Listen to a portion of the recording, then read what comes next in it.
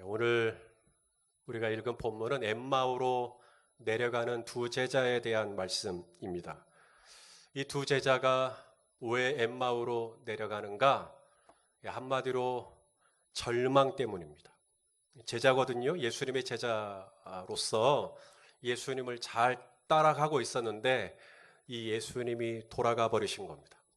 예수님의 십자가에서 처형돼 버리신 거죠. 멘붕이 온 겁니다.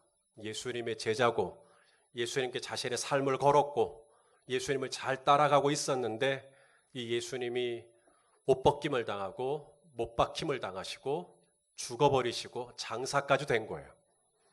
그러면 이 두 제자는 예수님이 다시 살아나신 것을 몰랐는가? 아니요, 알았어요. 여인들이 예수님의 빈 무덤을 확인하고 제자들에게 예수님의 무덤이 비어있다, 부활했다라는 걸 전했지만 이 두 제자는 믿지 못했습니다. 어떻게 사람이 죽다 살아나느냐? 믿지 못하니까 더 다운되는 겁니다. 더 엠마오로 내려가는 것입니다. 여러분, 이들은 제자라고 그랬습니다. 그냥 그런 사람들이 아니에요. 기분 내키면 예수님 따라갔다가 뭔가 내 생각하고 좀 안 맞으면 예수님을 떠나가는 그런 무리나 군중 중에 한 사람이 아니라 이들은 제자들이에요. 제자들이란 말은 예수님께 자신의 적지 않은 것을 포기하거나 내려놓거나 그렇게 값을 지불하고 예수님하고 함께 있기를 즐거워하던 제자들, 예수님하고 같이 있는 것이 마냥 배부르고 등 따스운 일이 아니거든요. 때로는 돌에 맞는 위기를 경험하기도 해요. 그럴지라도 예수님하고 같이 있기를 즐거워했던 이 제자들이 지금은 엠마오로 다운되어 가고 있는 것이죠. 우리 성도님들도 신앙생활 하다가 다운이 될 때가 있어요. 믿음이 좀 떨어질 때가 있어요. 여인들이 예수님 부활했다. 사람들이 나에게 무슨 얘기를 해도 나는 그게 잘 안 믿겨지는 거죠. 그리고 믿음이 처지고 열정도 처지고 의욕도 처지고 성도 여러분, 그것은 여러분이 예수님을 믿는 믿음이 신실하지 못해서 혹은 여러분이 하나님의 자녀가 아니기 때문에 구원받지 못했기 때문에 그렇게 다운되는 게 아닙니다. 오늘 엠마오로 내려가던 제자들처럼 우리도 예수님 잘 따라가다가도 얼마든지 다운이 될 때가 있어요. 모세도 마찬가지입니다. 민수기 11장 15절에 보면 모세가 하나님께 이런 기도를 드립니다. 읽어보시죠. 시작. 주께서 내게 이같이 행하실진대 구하옵나니 내게 은혜를 베푸사 즉시 나를 죽여 내가 고난이 너무 심하니까 어려움이 너무 심하니까 그냥 차라리 어땠으면 좋겠다는 거예요. 죽었으면 좋겠다는 겁니다. 모세의 이야기입니다. 모세의 기도입니다. 얼마나 힘들고 어려우면 내가 내 스스로 죽을 수는 없으니까, 자살할 수는 없으니까 주님이 그냥 저를 죽여달라고 그렇게 기도합니다. 엘리야도 마찬가지입니다. 자, 열왕기상 19장 4절 엘리야 선지자의 기도죠. 읽어보시겠습니다. 시작. 자기 자신은 광야로 들어가 하룻길쯤 가서 한 로뎀나무 아래에 앉아서 자기가 죽기를 원하여 이르되 여호와여 넉넉하오니 지금 내 생명을 거두시옵소서. 나는 내 조상들보다 낫지 못하니이다 하고. 여러분, 모세가 누구냐면요, 성경에 모세보다 더 뛰어난 선지자는 없다 그랬어요. 그렇게 뛰어난 선지자입니다. 그런데도 그 선지자가, 그 뛰어난 선지자가, 그 위대한 선지자가 고난이 너무 심하니까 죽었으면 좋겠다라고 주님께 간구를 했다라는 거예요. 엘리야 선지자도 마찬가지입니다. 갈멜산에서 바알 선지자, 아세라 선지자와 싸울 때 하나님 편에 있던 사람은 엘리야 한 사람뿐이었어요. 그런데도 하늘에서 불이 떨어지게 하고 3년 6개월 동안 비 한 방울 내리지 않던 이스라엘 땅에 하늘을 열어 제끼고 비를 내리게 한 사람이 엘리야입니다. 불의 종, 물의 종입니다. 그런 엘리야도 어느 날인가는 다운이 돼요. 그래서 로뎀나무 안에 쓰러져서 지금 내 생명을 거두시옵소서. 저 차라리 죽고 싶습니다. 하물며 저와 여러분이겠습니까? 모세도 그렇고 엘리야도 그렇고 오늘 엠마오로 내려가는 두 제자도 그렇고 여인들이 우리 예수님 살아나신 게 분명하다고 우리가 방금 무덤을 갔다 왔는데 비어있다고 얘기를 해도 안 믿겨지는 거예요. 우리의 믿음이 어느 순간에 그렇게 처질 때가 있어요. 안 믿겨지고 믿고 싶지도 않고 마음은 계속 낭망되고 힘은 축축축 처지고 이럴 때 너무 자책하지 마세요. 모세도 그랬고요. 엘리야도 그랬어요. 다행스러운 것은 오늘 본문이 그렇게 암울하게 끝나지 않아요. 제자들이 엠마오로 내려간 건 사실이지만 엠마오로 내려가는 곳으로 오늘 본문이 가름하는 게 아니라 오늘 본문은 마지막에 가서 결국 이 두 제자가 회복합니다. 예루살렘으로 돌아가요. 자, 오늘 본문 33절 말씀 읽어보겠습니다. 시작. 곧 그때로 일어나 예루살렘에 돌아가 보니 11 제자 및 그들과 함께한 자들이 모여 있어. 언제 예루살렘으로 돌아갔다고요? 그때로 일어나. 그러면 그때가 언제일까? 일어나 그랬으니까 아침일까? 아니요, 아침이 아닙니다. 오늘 보면 29절을 보시면 때가 저물었고 날은 이미 어떻게 됐어요? 기울어서. 그러면 이게 시각이 언제인가? 아침이에요, 저녁이에요? 저녁이죠. 한밤중입니다. 그런데 그때 일어난 겁니다. 여러분, 한밤중은 일어나는 시간이 아니라 오히려 잠드는 시간이죠. 침상에 들어야 될 시간입니다. 그런데 그때 한밤중에 일어납니다. 그리고 예루살렘으로 돌아가 버립니다. 예루살렘이 되게 가까웠나 보다. 엠마오에서 예루살렘까지 좋게 10km 이상 걸립니다. 학자들에 따라서는 30km라고도 이야기합니다. 그러면 이건 보통 거리가 아닙니다. 그런데 돌아갑니다. 몇 시간 전만 해도, 아까 낮 시간만 해도 이분들의 얼굴은 어두웠어요. 예수님이 옆에 왔지만 예수님을 알아보지 못했어요. 그 정도로 심각하게 저들의 눈은 어두워져 있었어요. 저들의 믿음은 어두워져 있었어요. 분명히 그랬던 저들이었는데 곧 그때 일어나 예루살렘으로 돌아갑니다. 엠마오로 축축축축 처지던 저들이 순간 일어나 돌아갑니다. 회복이 됩니다. 엠마오에서 예루살렘으로 어떻게 회복이 되었을까? 우리가 다운될 때가 있잖아요. 우리도 로뎀나무 아래 쓰러지듯이 우리도 뭔가로 이렇게 쓰러질 때가 있어요. 넘어질 때가 있어요. 마음이 이렇게 다운이 될 때가 있어요. 그럴 때 예루살렘으로 다시 돌아가야 되거든요. 내가 있어야 할 자리로 돌아가야 되는데 무엇이 나를 돌아가게 할 것인가? 오늘 제자들이 엠마오로 다운되다가 예루살렘으로 돌아가게 된 그 결정적인 계기가 바로 하나님의 말씀입니다. 이 말씀 때문에 돌아가는 거예요. 지금 2020년 신년을 맞아서 계속 저희 교회 비전을 나누고 있어요. 예배하는 교회, 기도하는 교회, 지난주에 목장으로 모이는 교회, 그리고 오늘 저희의 비전이 뭐냐면 하나님의 말씀을 묵상하는 교회입니다. 왜 묵상을 해야 하는가? 오늘 이 엠마오로 내려가던 두 제자들, 이들이 엠마오로 이렇게 하루씩 처지다가 갑자기 예루살렘으로 회복이 됩니다. 언제도 다음 날 아니면 2, 3일 있다가 아니면 한 일주일 있다가 회복되는 게 아니라 그 즉시 바로 회복이 됩니다. 어떻게 이렇게 회복이 될 수 있었을까? 바로 그게 묵상이라는 거예요. 하나님의 말씀이라는 거예요. 하나님의 말씀이 있을 때 사랑하는 여러분, 저와 여러분도 회복될 수 있는 줄로 믿습니다. 자, 예수님이 이 제자들과 동행하시면서 하신 일이 있죠? 바로 말씀을 풀어주시는 일이었어요. 자, 오늘 보면 27절이죠. 읽어보겠습니다. 시작. 이에 모세와 모든 선지자의 글로 시작하여 그 다음에 모든 성경에 쓴 바 자기에 관한 것을 자세히 설명하시니라. 예수님이 제자들에게 뭘 풀어주셨다고요? 하나님의 말씀이요. 성경을 풀어주신 거예요. 모세와 선지자의 글은 당시에 우리로 말하면 구약 성경이고요. 당시에는 성경 그 자체입니다. 모세와 선지자의 글이 모아진 책이니까. 당시 성경에 그 성경 말씀을 엠마오로 내려가는 이 두 제자와 계속 동행하시면서 하나님의 말씀을 차근차근 풀어주신 거예요. 그랬을 때 이 말씀이 들어오니까 제자들의 마음의 변화가 일어나죠. 자, 오늘 보면 32절 마음이 어떻게 됐는가 읽어보겠습니다. 시작. 그들이 서로 말하되 길에서 우리에게 말씀하시고 우리에게 성경을 풀어주실 때 우리 속에서 마음이 뜨겁지 아니하더냐. 사람이 언제 변하는가? 사람이 언제 회복되는가? 바로 마음이 뜨거워질 때 사람이 바뀌는 거예요. 여기가 아닙니다. 새로운 지식이 내 안에 들어오거나 새로운 경험을 하거나 아니면 새로운 환경에 내가 처하거나 아니면 새로운 누군가와 만나거나 물론 그런 것들이 나를 바꾸는데 적지 않은 영향을 미칠 수도 있지요.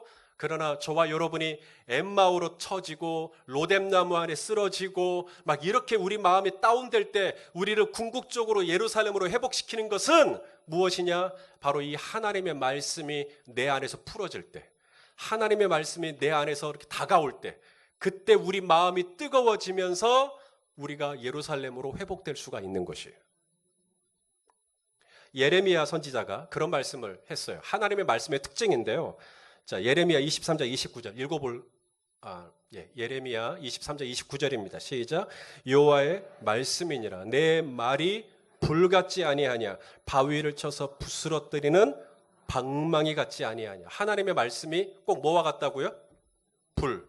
그래서 오늘 두 제자도 예수님께서 말씀을 풀어주실 때 하나님 말씀이 불이니까, 불방망이니까 그 말씀이 내 안에 딱 들어오니까 마음이 어떻게 돼버렸어요? 뜨거워지더라는 거예요. 뜨거워지더라. 사람은 마음이 뜨거워져야 달라지는 거예요. 내일 아니면 모레 아니면 다음 주에 바뀌는 게 아니고요. 하나님의 말씀이 내 안에 다가오고 그 말씀이 나를 뜨겁게 하면 바로 그때로 일어나 예루살렘으로 돌아가 버립니다. 사람이 그때 그 즉시 바뀌어요. 하나님의 말씀이 내 안에서 풀어질 때, 하나님의 말씀이 나를 뜨겁게 감동할 때, 하나님의 말씀이 내 안에서 확 와서 부딪힐 때, 하나님의 말씀이 내 혼과 영과 및 관절과 골수를 찔러 쪼개는 은혜를 경험할 때 사람은 바로 그때부터 눈빛이 바뀌고 말이 바뀌고 행동이 바뀌고 삶이 달라지는 것입니다. 사랑하시는 여러분, 하나님의 말씀이 저와 여러분의 마음을 뜨겁게 해주시기를 소망합니다. 또 하나가 있어요. 눈이 열린 거예요. 그러니까 예루살렘으로 돌아가는 거예요. 사람이 언제 회복되느냐? 마음이 뜨거워질 때 회복이 되고요. 또 하나는 눈이 열려야 돼요. 오늘 예수님이 이 두 제자에게 축사하시고 떡을 떼어주죠. 그러자 예수님의 떡을 받는 순간 눈이 열렸다 그랬어요. 마치 예수님이 십자가 지시기 전날 제자들과 함께 마지막 만찬을 나누시면서 그 떡을 떼어서 제자들에게 주는 것과 똑같아요. 여기서 이 떡은 곧 예수님의 몸을 가리킵니다. 예수님이 나는 이 세상에 온 하늘의 떡이라고 말씀하셨어요. 그 떡을 떼서 제자들에게 주자 그 떡을 받는 순간 제자들의 눈이 열리게 되는 것이죠. 오늘 본문 30절 31절 읽어보겠습니다. 시작. 그들과 함께 음식 잡수실 때 떡을 가지사 축사하시고 떼어 그들에게 주시니 그들의 눈이 밝아져 그인 줄 알아보더니 예수는 그들에게 보이지 아니하시는지라. 방금 눈이 밝아졌어요. 제가 성찬식 할 때마다 기도하는 제목입니다. 오늘 이 성찬식을 나눌 때 우리 성도님들의 눈이 밝아지게 하여 주시옵소서. 눈이 밝아지면 어떻게 되냐면요, 예수님인 줄 알아보게 돼요. 전에는 예수님 못 알아봤어요. 예수님이 나의 가정에 함께 하시는지, 예수님이 나의 일터에 함께 하시는지, 예수님이 나의 사업에 함께 하시는지 못 알아봤어요. 그런데 눈이 밝아지면 예수님이 길에서 나와 늘 동행하셨다는 것이 깨달아집니다. 내가 그때 그 사람 만났는데 그 사람하고 만났던 것이 예수님이 나와 함께 하셨던 거구나. 내가 그때 그 이야기를 들었는데 그 이야기를 들은 것이 예수님이 나와 함께 하셨던 거구나. 내가 그때 그 사건을 경험했는데 그 사건이 우연히 일어난 사건이 아니라 예수님이 나에게 뭔가를 가르치고자 하셨던 거였구나. 눈이 밝아지면 예수님을 알아보게 됩니다. 하나님의 활동이, 하나님의 역사가 깨달아지기 시작합니다. 그랬더니 예수님이 보이지 않더라는 거예요. 저는 이 부분이 좀 어려웠어요. 눈이 이제 밝아졌는데 그인 줄 이제 알아봤는데 순간 사라져버리시는 예수님. 왜 그랬을까? 제가 깨닫는 것은 이것입니다. 눈이 밝아진 사람은 계속해서 예수님이 그들 앞에서 당신의 모습을 보일 필요가 없어요. 눈이 밝아졌기 때문에. 제자들은 예루살렘으로 돌아가죠. 계속해서 예수님이 보여서 돌아가신 거 아닙니다. 돌아간 거 아닙니다. 이제는 예수님이 보이지 않지만 제자들은 no problem, 괜찮아요. 이제는 예루살렘으로 돌아갈 수 있어요. 왜냐하면 눈이 밝아졌기 때문에. 사랑하는 여러분, 저에게 이렇게 목사님 하나님의 음성을 어떻게 들어요? 하나님의 음성이 베이스예요? 아니면 테너예요? 소프라노예요? 하나님의 음성은 그렇게 귀로 들리는 거 아니죠? 하나님의 음성은 어디로 들어요? 마음으로 듣거든요. 여러분, 눈이 열린 사람 그리고 귀가 열린 사람은 하나님의 모습을 무슨 육안으로 아니면 시력으로 혹은 청력으로 듣는 거 아닙니다. 오늘 제자들이 눈이 밝아졌다 그랬죠? 그럼 예수님이 다 보이고 이런 게 아니에요. 눈이 밝아져도 안 보이고요. 귀가 열려도 안 들려요. 그런데 돌아갑니다. 그런데 회복이 됩니다. 왜냐하면 예수님이 늘 나와 함께 하신다는 걸 알게 되기 때문에. 언제 사람이 바뀌냐면 바로 이 눈이 열렸을 때, 귀가 열렸을 때 바뀌는 거예요.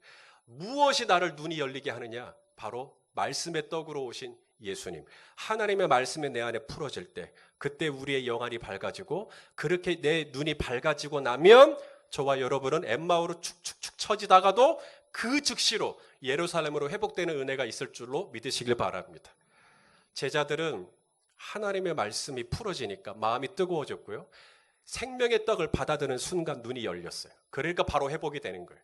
그러므로 말씀 묵상은 해도 되고 안 해도 되는 게 아닙니다.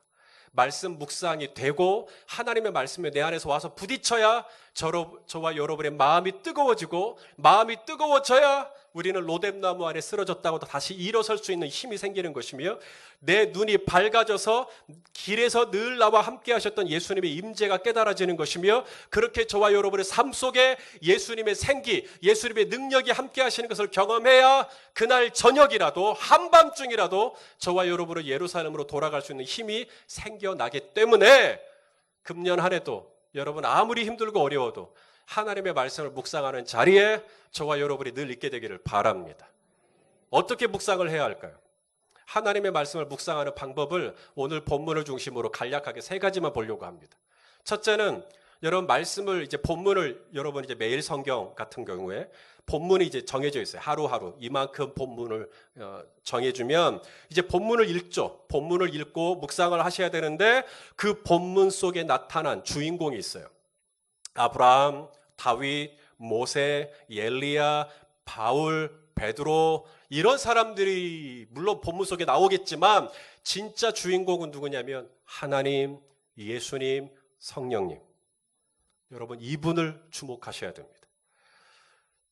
에스라, 에스더, 느헤미야, 무슨 본문을 여러분이 읽더라도 그 본문 속에 흐르고 있는 하나님의 활동, 하나님의 역사, 하나님의 말씀, 하나님의 약속, 하나님의 성품, 하나님의 일하심, 하나님의 원칙, 하나님이 어떤 분이신지 우리는 본문 속에서 절대로 이 주인공을 놓치면 안 됩니다. 사랑의 불시착이라는 드라마가 있습니다. 혹시 보시는 분 계셔요? 예, 저희 가정도 이거 할 때는 다 모여서 봅니다. 예. 주인공이 누구예요? 예, 현빈, 그리고 저랑 같은 총시인 손예진입니다. 현빈이 총에 맞죠? 총에 맞았어요. 그러자 제 딸이 말합니다. 이제 죽는 거야? 현빈이 이제 안 나오는 거야? 그 이야기를 들은 제 아들이 뭐라 그랬을까요? 죽겠냐? 죽겠냐? 그 다음에 주인공인디? 그러니까 제 아들은 현빈이 그날 총을 100발을 맞아도 다시 살 줄로 믿는 거죠. 용광로에 들어가고 트랙터에 깔려도 현빈은 살아날 거다. 이유는요, 주인공이니까. 여러분, 예수님이 오늘 제자들에게 뭐라 그랬냐면 모든 성경에 쓰여진 자기에 관한 것. 그러니까 모든 성경의 주인공은 자기라는 거예요. 예수님이라는 걸 지금 말씀하고 있는 겁니다. 자, 다시 한번 27절 한번 읽어볼까요? 시작. 모든 성경에 쓰여진 것이 뭐예요? 자기에 관한 것을 자세히 설명하시니라. 그러므로 여러분이 레위기를 읽더라도 레위기의 주인공은 예수님, 예수 그리스도가 그 안에 있는 거예요. 여러분이 시편을 읽더라도 시편 속에 하나님, 예수님, 성령님, 우리가 절대로 이 주인공을 놓치면 안 돼요. 여러분이 지금 사무엘 상하, 다윗과 압살롬과 사울에 대한 이야기를 읽고 있다라 하더라도 그 다윗의 삶 속에 늘 함께 하시는 하나님, 다윗의 삶 속에 하나님이 어떻게 인도하시는지, 하나님이 어떻게 도와주시는지, 하나님이 어떻게 적절하게 공급하여 주시는지, 여러분 하나님의 역사와 활동을 계속해서 보셔야 돼요. 물론 우리가 다윗을 추격하겠지만 다윗을 다윗 되게 하신, 아브라함을 아브라함 되게 하신, 모세를 모세 되게 하신, 우리는 진정한 모든 성경의 주인공이신 성부 하나님, 성자 하나님, 성령 하나님을 놓치면 안 돼요. 그래서 여러분 매일 성경 가지고 묵상하시죠. 매일 성경 옆에 보면 본문 옆에 딱 위에 한 줄 질문이 뭐라고 돼 있어요? 하나님은 어떤 분이십니까? 맞아요? 예수님은 어떤 분이십니까? 그 질문을 그냥 한 게 아니라 의도적으로 한 거예요. 오늘 본문 속에서 이 본문의 주인공이 느헤미야가 아니라 느헤미야의 삶 속에 함께 하시는 하나님이 어떤 분인가를 절대 놓치지 말라는 거예요. 사람은요, 내가 자주 같이 있는 사람을 닮아가게 돼 있어요. 내가 본문 속에서 모세만 보면 나는 모세를 닮아가는 거고요. 느헤미야를 보면 느헤미야만 닮아가는 거예요. 사랑하는 여러분, 우리가 모세를 보고 다윗도 보겠지만 다윗을 다윗 되게 하신, 모세를 모세 되게 하신 진짜 모든 성경의 주인공이신 하나님을 놓치지 마시기를 바랍니다. 하나님의 성품, 하나님의 일하심, 하나님의 말씀, 하나님의 약속, 하나님의 인도하심, 하나님의 어떤 원칙과 원리를 가지고 역사하시는지 본문 속에서 자세히 들여다보시고 하나님을 거기서 찾아내시는 거예요. 예수님의 일하심을 찾아내시는 거예요. 성령님의 활동을 읽어내는 것이에요. 그것이 묵상입니다. 그것이 묵상이에요. 그 다음 두 번째, 어떻게 하나님의 말씀을 묵상하냐면 갈급한 마음으로 하나님의 말씀을 들여다보셔야 돼요. 이것이 어떤 방법을 여러분이 익히는 것보다 중요한 것이 바로 이 가난한 마음. 오늘 본문에 보니까 두 제자가 예수님께 강권해요. 강권한다는 말은 쫄랐다는 얘기예요. 주님, 저희와 함께 있어주세요. 우리가 하나님의 말씀을 묵상할 때 이런 강권하는 마음, 쪼르는 마음, 갈급한 마음이 정말 중요합니다. 자, 오늘 두 제자가 어떻게 예수님께 강권했는가 한번 읽어보겠습니다. 28절, 29절 시작. 그들이 가는 마을에 가까이 가매 예수는 더 가려 하는 것 같이 하시니 그들이 강권하여 이르되 우리와 함께 유하사이다. 때가 저물었고 날이 이미 기울었나이다 하니 이에 그들과 함께 유하로 들어가십니다. 강권이 뭐냐면 파라비아조마이. 이게 굉장히 센 단어입니다. 여러분 성경에 그런 말씀이 있어요. 천국은 누구의 거다? 침노하는 자의 거다. 이 침노가 파라비아조마이예요. 이게 침략한다는 얘기거든요. 무슨 말이냐면 주님 강권했다 그랬죠. 주님 저희랑 같이 있읍시다. 주님 이 시간 저와 함께 해주십시오. 주님 저에게 말씀을 좀 계속 풀어주십시오. 주님 저에게 이 꿀 같은 정금 같은 이 말씀을 저에게 알려주십시오. 그렇지 않으면 저 주님께 어떤 힘을 행사할지도 모르겠습니다.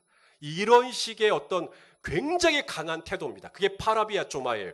그렇게 주님께 강권했더니 주님이 쫄아갖고 같이 있는 게 아니라 주님이 그 마음의 태도를 기뻐하시는 거예요. 그래서 함께 유하로 들어가시니라. 여러분 하나님의 말씀이 내 안에 열리지 않으면 오늘 이 본문을 묵상할 때 이 본문 속에서 내가 주의 음성을 듣지 못하면 나는 오늘 못 살 것 같다. 나는 오늘 이 본문 속에서 정말 꼭 은혜를 받아야 될 것 같다. 나는 오늘 이 본문 속에서 정말 내 삶의 어떤 해답을 좀 찾아야 되겠다. 그런 갈급한 마음으로 하나님의 말씀 앞에 앉아 있느냐 하는 거예요. 강권하는 마음으로 내가 오늘 이 묵상하는 자리에 앉아 있는가 하는 거죠. 주여 말씀을 열어 주시옵소서. 뭐 없네. 그리고는 그냥 가버리는. 그게 아니라 주님 오늘 제가 오늘 이 말씀을 꼭 은혜를 받아야 되겠습니다. 주님 오늘 이 말씀을 내 안에 좀 열어주십시오. 주님 저를 좀 풀어주십시오. 주님 저에게 깨닫게 해주십시오. 지혜와 계시의 영을 좀 주십시오. 그렇게 주님을 강권할 때 주님이 저와 여러분에게 말씀을 열어주시는 것을 경험하시기를 바랍니다. 그래서 묵상은요, 어떤 방법을 익힐 수 있는 기회가 주어진다면 방법을 익히는 게 참 좋겠지만 방법을 익히는 것보다 중요한 것은 묵상의 기본은 뭐냐면 하나님의 말씀을 즐거워하는 것입니다. 하나님의 말씀을 묵상하는 시간을 엔조이 하셔야 돼요. 그것이 묵상하는 방법보다 훨씬 더 중요합니다. 자, 복 있는 사람, 묵상하는 방법과 테크닉을 가지고 있는 사람이 아닙니다. 자, 복 있는 사람이 누군가? 시편 1편 2절입니다. 시작. 복 있는 사람은 오직 여호와의 율법을 즐거워하여 그의 율법을 주야로. 와, 하나님의 말씀을 주야로 묵상하는 도다. 야, 도가 텄구나. 어떤 기가 막힌 방법이 있나 보다. 아니요. 하나님의 말씀을 주야로 묵상할 수 있는 이 테크닉은 어디서 온다는 거예요? 하나님의 말씀을 즐거워하는 마음 자세에서 오는 것입니다. 하나님의 말씀이 그렇게 좋은 거예요. 그래서 오늘 두 제자도 말씀을 풀어주실 때 너무 좋으니까, 하나님의 말씀이 내 안에 다가오는 게 너무 좋으니까, 오 주님 이대로 가시면 안 됩니다. 계속해서 저에게 말씀을 열어주시고 계속해서 저에게 말씀을 풀어주시고 계속해서 이 말씀으로 저를 격려하시고 이 말씀으로 저를 책망하시고 이 말씀으로 저를 다스리시고 이 말씀으로 나를 인도하여 주십시오. 주님 저에게는 이 말씀이 너무나 필요합니다. 주여 오늘도 내가 만나를 공급받지 않고는 하루를 살아갈 수가 없습니다. 주여 오늘도 내 눈을 열어주시고 오늘 이 말씀이 깨달아 알아 내 삶이 놀랍게 변화되는 은총이 있게 하여 주시옵소서. 그렇게 강권하는 마음으로 앉아 있어야 묵상이 열려요. 그래야 말씀이 열립니다.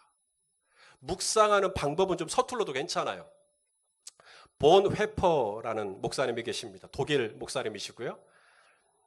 이분이 신학자이시기도 하고 이분이 미국에 있었어요. 미국의 초빙 교수로서 미국에서 그냥 거기 계속 있으면 됩니다.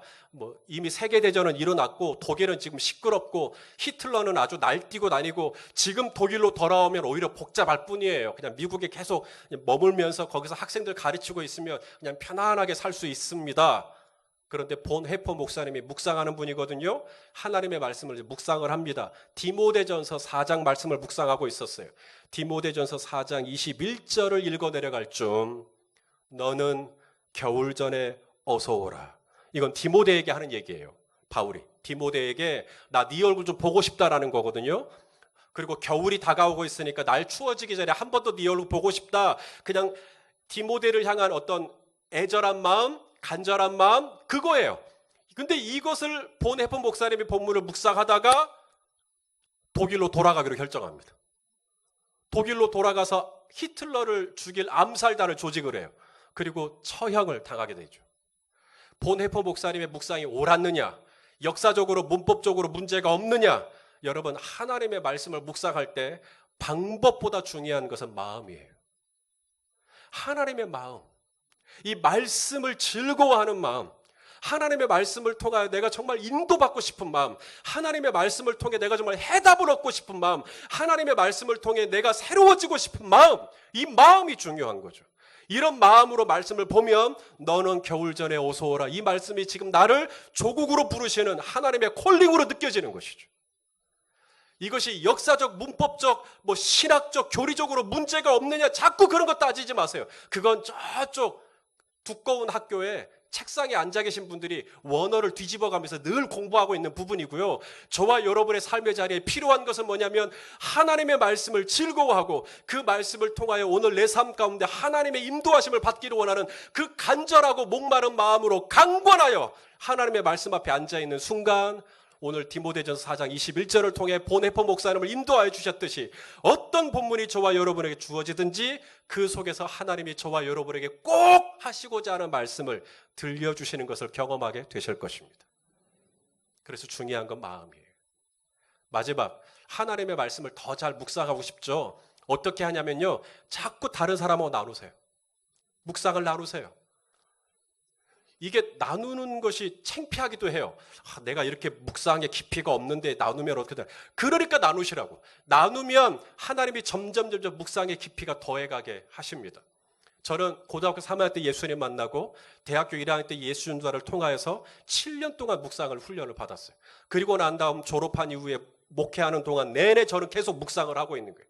제가 7년 동안 받았던 격려가 뭐냐면 매일 아침 8시 10분에 본당에 모여서 나랑 같은 YM 식구들, 예수전도단 식구들과 함께 모여서 하나님의 말씀을 계속 나누는 거예요.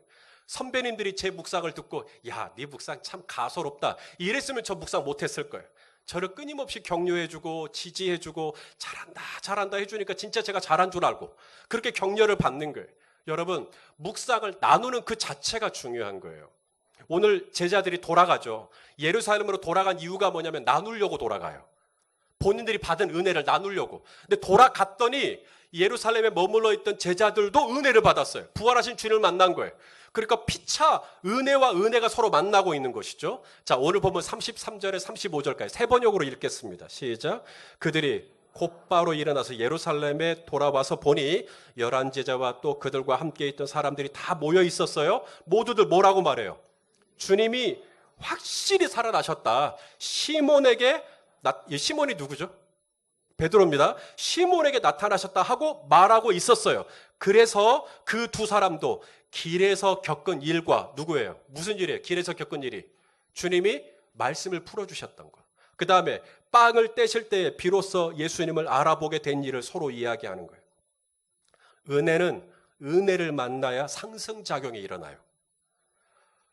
똑같은 상승작용이 일어나는 게 또 하나가 있는데 은혜 말고 불평입니다.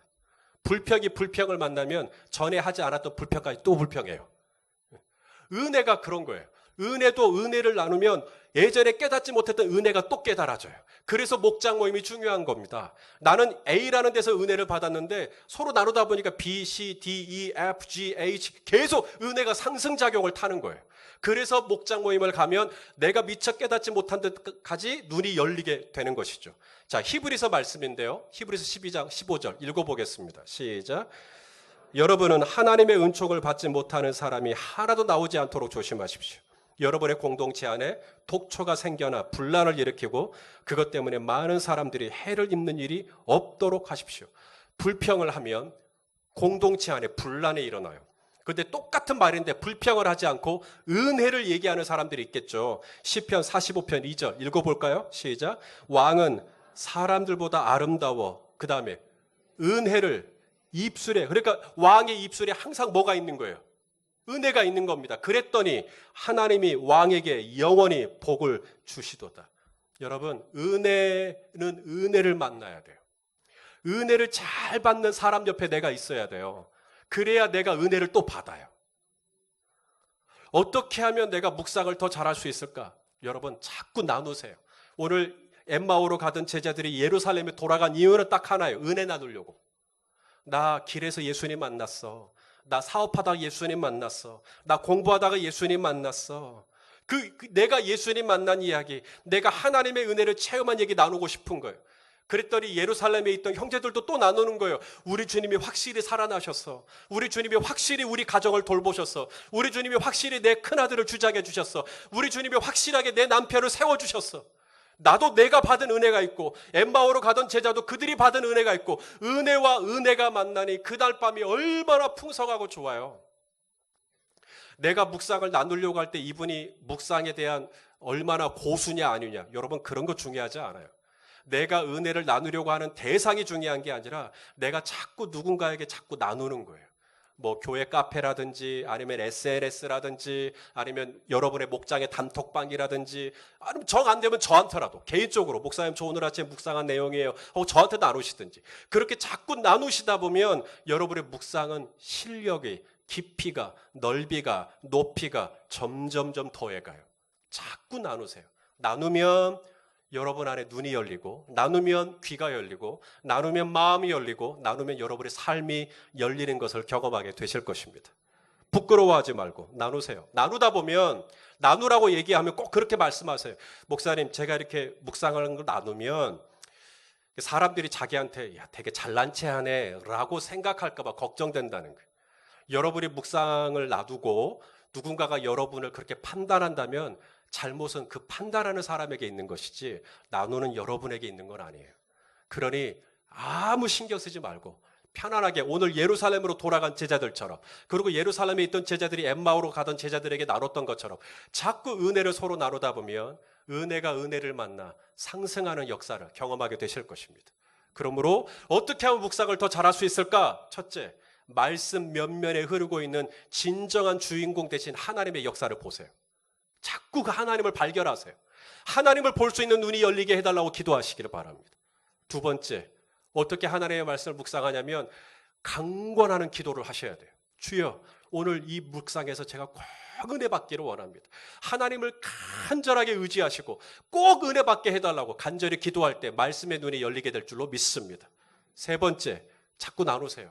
여러분 배우자와 나누고 자녀들과 나누고 목장원들과 나누고 여러분의 동료와 나누고 같은 신앙생활을 하는 누군가가 있다면 그분들하고 자꾸 나누시는 거예요. 나 오늘 묵상할 때 이런 은혜가 있었네 라고 이렇게 나누면 묵상을 자꾸 나누다 보면 하나님의 말씀의 묵상의 깊이가 더해지는 것을 경험하게 되실 것입니다. 여러분이 신학을 했거나 여러분이 책을 뭐 얼마나 많이 읽었거나 논문을 썼거나 그래서 실력이 더해지는 게 아니라 자꾸 묵상을 하고 그것을 다른 사람과 나누다 보면 거기에 하나님의 더해주시는 은혜가 임하는 것을 저는 우리 성도님들이 꼭 경험했으면 좋겠습니다. 저희 교회의 비전입니다. 묵상하는 교회. 우리 어린아이에서부터 노인에 이르기까지 하나님의 말씀을 즐거워하여 그 말씀을 주야로 묵상하는 금년 한 해가 되시기를 예수님의 이름으로 축원합니다.